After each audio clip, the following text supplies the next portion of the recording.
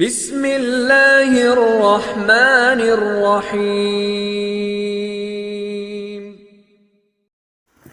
آج سے ہزاروں سال قبل جزیرہ عرب کے جنوبی علاقوں میں یمن کے گرد و نواح میں ایک شہر آباد تھا جسے سبا کہتے تھے، اور وہاں آباد لوگوں کو قوم سبا کے نام سے پکارا جاتا تھا۔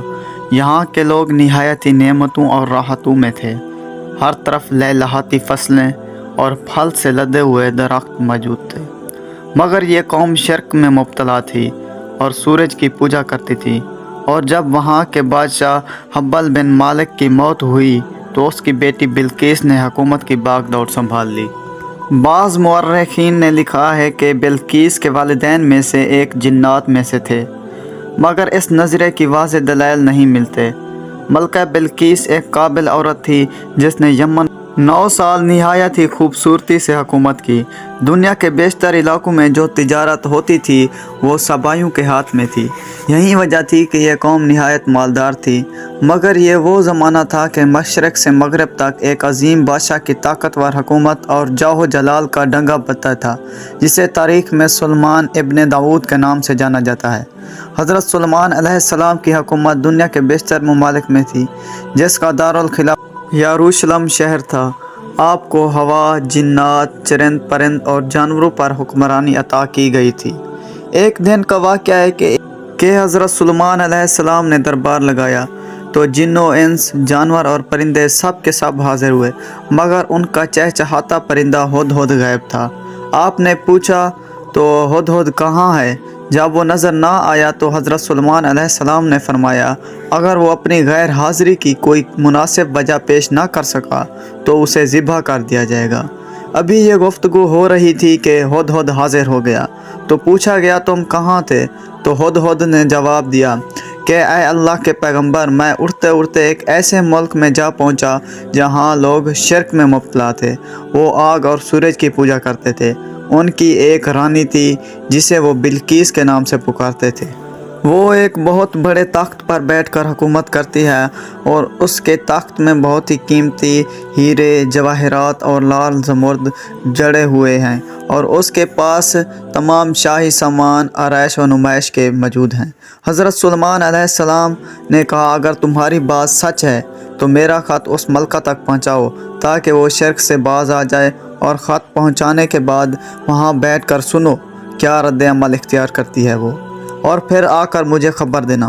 حضرت سلیمان علیہ السلام نے خط روانہ کیا، جو کچھ یوں تھا: شروع اللہ کے نام سے جو بڑا مہربان نہایت رحم والا ہے۔ یہ عزت والا خط سلیمان ابن داؤد کی جانب ملکہ بلقیس کی طرف ہے۔ جو ہدایت کی پیروی کرے اس کے لیے سلامتی ہے۔ مجھ پر غلبہ کی کوشش نہ کرو، میرے مقابلے میں سرکشی اختیار نہ کرو، بلکہ فرما بردار اور مطیع ہو کر میرے پاس آ جاؤ۔ یہ خط دراصل ملکہ سبا بلقیس کی طرف دعوت اسلام تھی۔ ہدہد یہ خط لے کر ملکہ بلقیس کی گود میں گرا دیا۔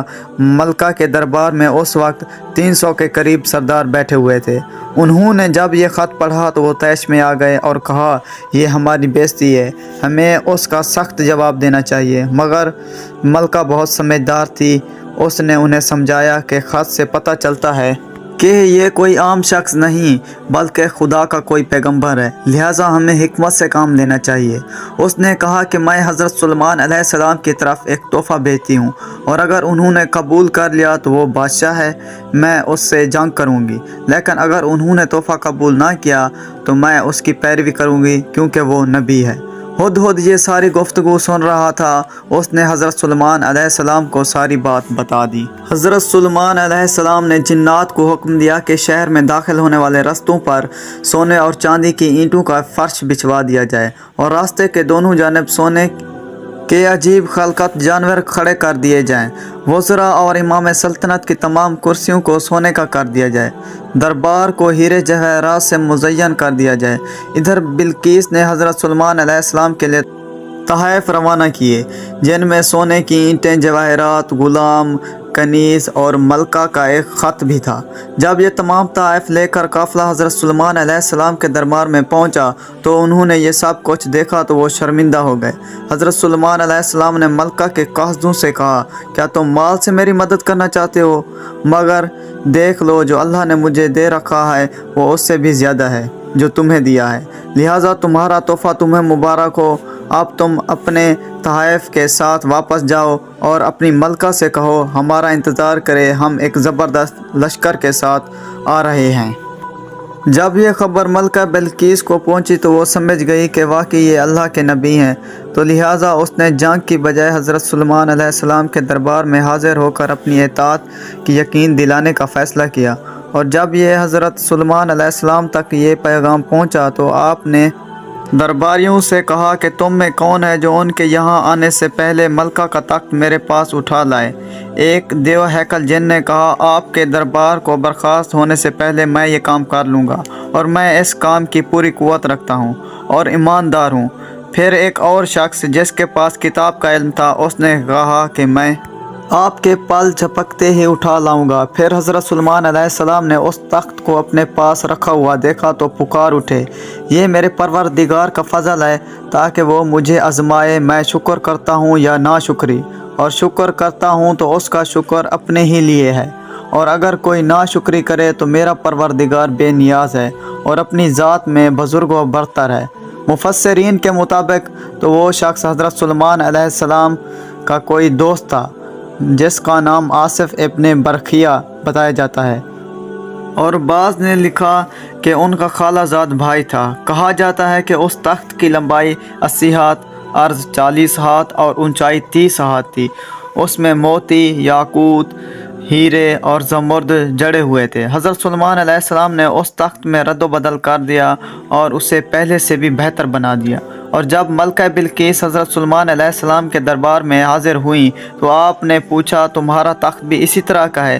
تو اس نے کہا، گویا یہ تو ہو بہو وہی ہے، اور ہمیں تو پہلے ہی معلوم ہو گیا تھا اور ہم فرما بردار ہو گئے ہیں۔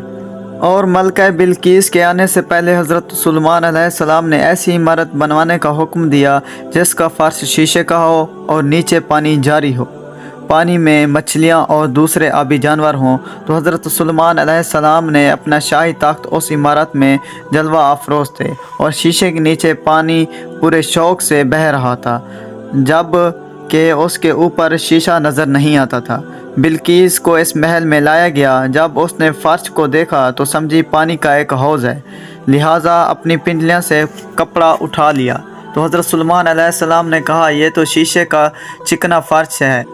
تب وہ شرمندہ ہوئی اور بول اٹھی، اے میرے پروردگار، میں سورج کی پوجا کر کے اپنے آپ پر ظلم کرتی رہی، اور اب میں نے سلیمان کے ساتھ رب العالمین کی اطاعت قبول کر لی ہے، لہٰذا بلقیس پر زہر ہو گیا۔ شیشے کے صحن کو پانی پر گہرا ہو سمجھ بیٹھی، اسی طرح اس نے اور اس کی قوم نے سورج کی چمک اور دمک دے کر اس کو معبود اور خدا سمجھ بیٹھے۔